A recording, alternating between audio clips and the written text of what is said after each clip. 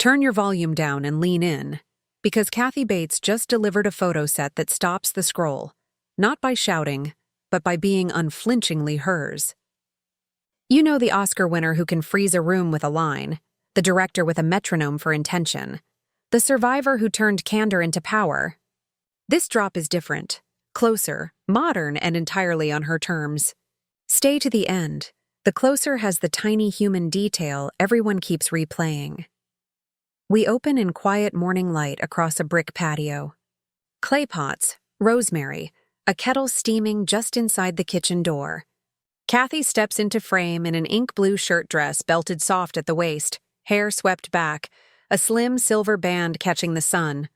No heavy pose, just a breath you can see. One hand brushes a lavender stem. The other settles on her hip as she looks past the lens with that calm, surgical focus you recognize from her best scenes. The image lands like a thesis. Presence is a choice. Cut to a rehearsal hall at golden hour, taped marks on the floor, a stack of well-chewed scripts on a piano.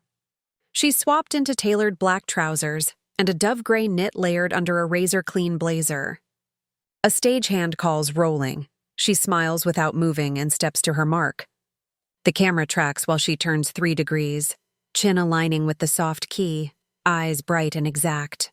It feels less like a portrait and more like a masterclass in economy. No wasted gesture, all signal.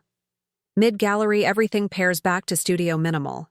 Matte backdrop, single light feathered just off axis. Kathy sits on a high stool in a charcoal silk blouse and wide-leg trousers that move when she does, and fall still when she doesn't. Hands folded loosely. Shoulders dropped, mouth set in that almost smile that means she sees 10 moves ahead. The shutter finds a steady cadence. Click, exhale, click. It's intimate without tipping into risky, proof that authority can photograph as gorgeously as glitter ever did. Then the candid everyone will repost. Kitchen island, sleeves rolled, a Dutch oven murmuring on the back burner. She laughs at something off camera, eyes creasing, wooden spoon held like a conductor's baton. The lens catches a penciled recipe card with smudged notes, more time, and a flower print at the edge of her cuff. That texture, the unstyled crumbs of a day, turns pretty pictures into something you carry with you. Craft and life keeping time together. Back on location, the mood goes quietly cinematic. A museum corridor after hours, parquet glowing in pools of light. She moves through in a deep emerald coat with a soft tie and a silk scarf in a loose square knot. 3 measured steps, a pause at the edge of a painting, head tilted a fraction. The frame breathes. You can almost hear the silence that follows good work, the kind that respects the room and the person in it.